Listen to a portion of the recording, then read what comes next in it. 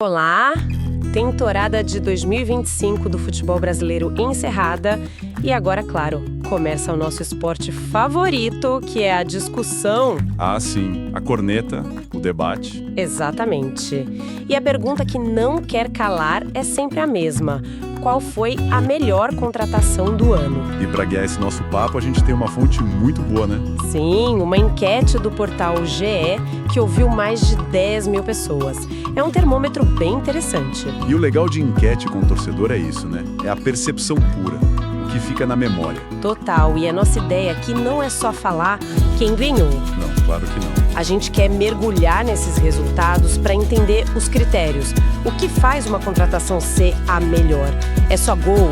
É o preço? É o que acontece no vestiário? Exato. E os 3 primeiros colocados já contam histórias bem diferentes sobre o que é sucesso. Cada um é um caso de estudo. Então, sem mais delongas, vamos direto ao ponto. Vamos lá. O grande vencedor, e assim com uma folga absurda, foi o Jorginho, do Flamengo. Ele levou o prêmio com impressionantes 37,68% dos votos. É um número que, a gente precisa dar contexto. Foram mais de 10 mil votos no total. Quase 3.900 só para ele. Pensa bem, ele sozinho teve mais votos que o segundo, o terceiro e o quarto colocado somados. Não foi nem uma vitória, foi um massacre. O massacre. E a narrativa dele ajuda muito, né? O Flamengo tinha acabado de perder o Gerson, que era, o motor do time. Uma peça fundamental. E aí eles vão buscar o Jorginho, um ítalo brasileiro, lá na Europa. A pressão era enorme. E ele não só preencheu a lacuna, como virou o dono da posição. Chegou e vestiu a camisa, né? Virou titular quase que de imediato. Mas o curioso é se a gente olhar só os números frios dele. Ah, sim. Foram 35 jogos, 5 gols, 3 assistências. São números bons, mas não explicam essa dominância toda, né? Tem outros volantes com estatísticas até melhores. Então, se não são os números, o que foi? Olha, aí que tá o pulo do gato. Claro que o encaixe tático, o equilíbrio que ele deu pro time, tudo isso conta. Mas o que colocou ele nesse pedestal, na minha opinião, foi o drama.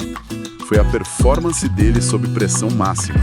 A fonte que a gente está usando menciona um detalhe: o brilho nas cobranças de pênaltis. Ah, os pênaltis. O momento em que o estádio fica em silêncio. Exatamente. É a imagem do jogador que não treme na base. Mas é até mais profundo que isso, sabe?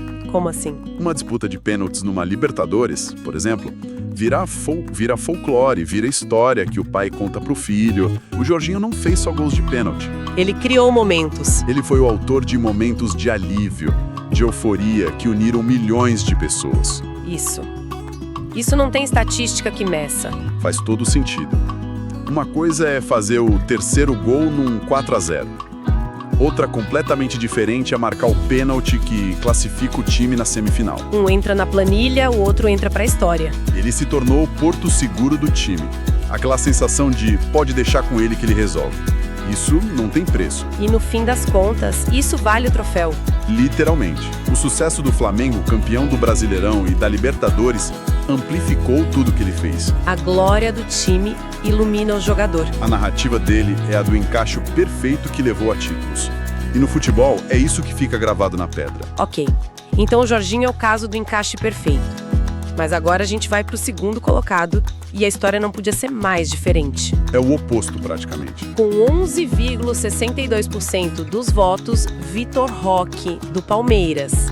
E a história dele não começa com uma necessidade tática, começa com um número. E que número, hein? 154 milhões. A contratação mais cara da história do futebol brasileiro. Isso cria um tipo de pressão, assim, completamente diferente. Não é só sobre jogar bem, é sobre justificar um investimento que, para muitos clubes, é o orçamento de um ano inteiro. Eu nem consigo imaginar o peso nas costas, cada passe errado, cada gol perdido. A torcida já pensa no dinheiro, né? A margem para erro é zero. Por isso que ele fez é tão impressionante. Ele correspondeu. E correspondeu da forma mais direta possível para um atacante, fazendo gol. Foram 20 na temporada. Formou uma dupla incrível com o Flaco Lopes e de quebra ainda voltou para a seleção brasileira. Ou seja, no caso dele, o voto do torcedor é quase uma validação, né? É o clube dizendo, nós apostamos alto e o jogador entregando o resultado. É o famoso valeu cada centavo. É o arquétipo do alto investimento que se paga. E isso é interessante porque o retorno para esse tipo de jogador tem que ser imediato e visível, quantificável. E nada é mais quantificável que gol. Exato. Os 20 gols do Vitor Roque são a justificativa dos 154 milhões. É uma narrativa de sucesso baseada na correspondência entre expectativa e entrega. Certo. Então já temos 2 modelos. O encaixe perfeito e o investimento que deu retorno. Aí vem o terceiro colocado, com 10,42%, e quebra totalmente o padrão. Ah, isso pra mim é muito legal. Fabrício Bruno, zagueiro do Cruzeiro. Um zagueiro no pódio de uma enquete popular sobre melhor contratação. Isso por si só já é um feito e tanto. Mostra uma certa maturidade do olhar do torcedor, né? De não olhar só para o ataque. Sem dúvida. E ele não é o jovem promessa, nem o craque que veio da Europa. É um zagueiro de 29 anos. O sucesso dele não se mede em gols. Se mede em liderança e no impacto que ele teve no time todo. O Cruzeiro fez uma campanha espetacular, terminou em terceiro. E o Fabrício Bruno foi o pilar, o xerife daquela defesa. Ele representa um terceiro tipo de sucesso, então. Sim, o do líder que leva o patamar do time. O torcedor valorizou a segurança que ele trouxe. Ele não só jogou bem, ele fez a defesa inteira jogar melhor. Ele organizou o setor. E assim como o Vitor Roque, ele também teve uma validação externa, né? A convocação para a seleção. E não só foi convocado, como foi titular com o Carlo Ancelotti. Isso é um selo de qualidade, um carimbo que diz, olha, não é só a gente que acha ele bom. É a validação definitiva. Então, nesse pódio, a gente tem 3 histórias muito claras. O especialista que resolve um problema e ganha títulos. O investimento astronômico que se paga com gols. E o líder experiente que transforma uma defesa e leva o time a um novo patamar. Exatamente. E se a gente desce um pouco mais na lista, tem outras coisas interessantes. Em quarto lugar, Andrés Gomes, do Vasco. Mas tem um nome em quinto que me chamou muito a atenção. Qual? Reinaldo do Mirassol. Isso é fascinante. Não estamos falando de um time do eixo. O que um jogador como ele representa nessa lista? Para mim, ele é um 4º arquétipo. O do achado. Exato. A contratação, custo-benefício. O jogador que chega, sem alarde, por um custo baixo e supera todas as expectativas. Vira a estrela de um time menor. O impacto dele para o Mirassol, proporcionalmente, talvez tenha sido até maior que o do Jorginho para o Flamengo. Justamente por ser tão inesperado. É aquele tipo de contratação que dá orgulho no torcedor, sabe? A sensação de que seu clube foi mais esperto. Totalmente. Mas tem outro padrão aí na lista. A concentração de poder. Sim, eu reparei. Se a gente pega os 9 primeiros, o Flamengo tem 3 jogadores. O Jorginho, o Danilo e o Carrascal. E o Palmeiras tem 2 entre os 11, com o Vitor Roque em segundo e o Andreas Pereira mais para baixo. O que isso indica? Que o sucesso do time é uma maré que levanta todos os barcos. É mais fácil brilhar num time campeão, né? O sucesso do clube vira uma vitrine. É o famoso efeito Aurela. A glória coletiva contamina a percepção que a gente tem do individual. Fica até a dúvida, né? O jogador é tão bom que o time ganha ou o time é tão bom que faz o jogador parecer melhor? Provavelmente um pouco dos dois. Sim. Mas para o torcedor, no fim do dia, o que importa é o resultado. E voltando àquele número do Jorginho, os quase 38%, a distância é um abismo. Como a gente falou, ele sozinho tem mais voto que o segundo, o terceiro e o quarto juntos. Isso diz que, para quem votou, o que ele fez em 2025 teve, numa outra categoria. Sim, não foi uma disputa. Foi uma coroação.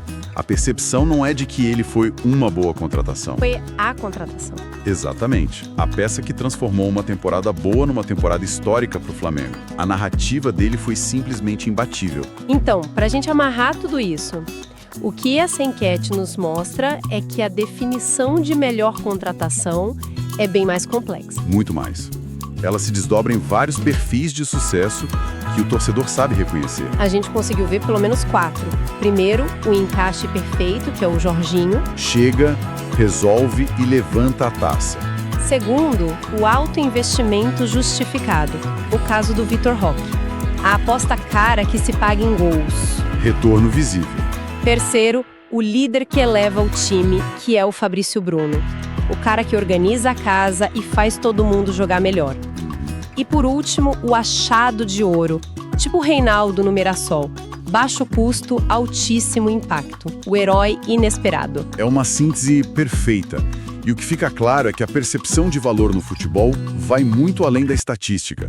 É sobre narrativa. É sobre narrativa, sobre superar expectativas e, talvez o mais importante de tudo, a conexão direta entre o desempenho individual e a glória coletiva. Ou seja, não adianta só jogar muito. Esse desempenho tem que se traduzir em algo que a torcida possa comemorar. Exatamente. A melhor contratação é essa alquimia. É a performance individual brilhante somada ao sucesso do time. Um não vive sem o outro na memória do torcedor. O brilho de um jogador é sempre amplificado pela luz de um troféu. Perfeito. E essa conexão toda nos deixa com uma provocação final, algo para quem nos ouve pensar a respeito. Fica a pergunta no ar. O resultado dessa enquete seria o mesmo se o destino dos clubes fosse outro? Imagina só. O Flamengo bate na trave, perde as finais. O Jorginho, mesmo jogando tudo o que jogou, ainda seria o vencedor com essa margem gigantesca?